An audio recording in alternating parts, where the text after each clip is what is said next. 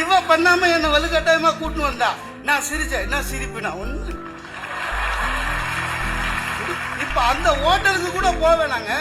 எந்த ஹோட்டல் சாப்பாடு வேணும்னு போன் பண்ணா போதும். 15,000 பேருக்கு நான் டிஷர்ட் சுத்தின்னு மெட்ராஸ்ல மட்டும். என்ன ஒண்ணு, அவனுக்கு பசி எட்டா நிறுத்தி ஓரமா கொஞ்சம் சொரடி சாப்பிடும். தப்பா நினைக்க கூடாதுங்க. நீங்க காக்காக்கு போட மாட்டீங்களா, அந்த மாதிரி நினைச்சுட்டு தான் போகணும். நடுவர் அவர்களே, அந்த காலத்துல ஆண்களுக்கு எது தெரியுமா மேக்சிமம் ட்ரெஸ்? வேட்டியும் துண்டும் தான். அப்படியேதான் ஊரா போனோம். உங்களையும் நினைச்சு பாருங்க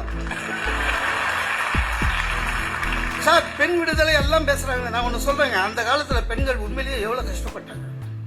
அம்மா அப்பா சொன்ன புருஷனை கல்யாணம் பண்ணின்னு அவன் ரொம்ப மோசமாவனா இருந்தாலும் சரி, குடிகாரனா இருந்தாலும் சரி, டெய்லி அடிச்சாலும் சரி, இவனுக்கு வேற ஒரு பழமொழி வச்சிருக்காங்க, கல்லானாலும் கணவன் புல்லானாலும் புருஷன். அதுக்காகவே அடங்கி அடங்கி. இப்ப அப்படி கிடையாது, நிறைய வசதி வந்துச்சு. சுமதி மேத்துக்கிட்ட ஃபீஸ் கொடுத்தா போதும், பிரிச்சு வச்சு. அதுக்கப்புறம் சண்முகோடையல் மாதிரி பெருசுகிட்ட போய் அடுத்த கல்யாணத்துக்கு ரெடின்னு சொன்னா அவரு ஏற்பாடு பண்ணுவாரு. சார், ஒரு காலத்துல ஹிஸ்டரி படிச்சவன், தமிழ் லிட்டரேச்சர் படிச்சவன், இங்கிலீஷ் லிட்டரேச்சர் பண்ணவனெல்லாம் பாவமா பாப்பானுங்க. ஏன்னா மார்க் கம்மியா வாங்கணும் தான் அந்த டிபார்ட்மெண்ட் போவாங்க. நானும் அப்படிதான் பிரசிடென்சி காலேஜ் போனோன்னு மார்க் சொன்ன உடனே ஹிஸ்டரி எடுத்துக்கோன்னாரு. நான் வந்து பிரசிடென்சி காலேஜ்ல படிச்சா போதுன்னு ஓட்டேன், கோ எஜுகேஷன். அண்ணா அப்பவே சொன்னாரு, விவேகானந்தல சேர்றாரு. போனா நீ படிச்ச காலேஜ்ல நான் படிக்க மாட்டேன் அப்படின்னு. நீங்க படிச்ச காலேஜ்ல நான் படிக்க மாட்டேன். ஏன் நாங்க படிக்க சொல்லுவாங்க.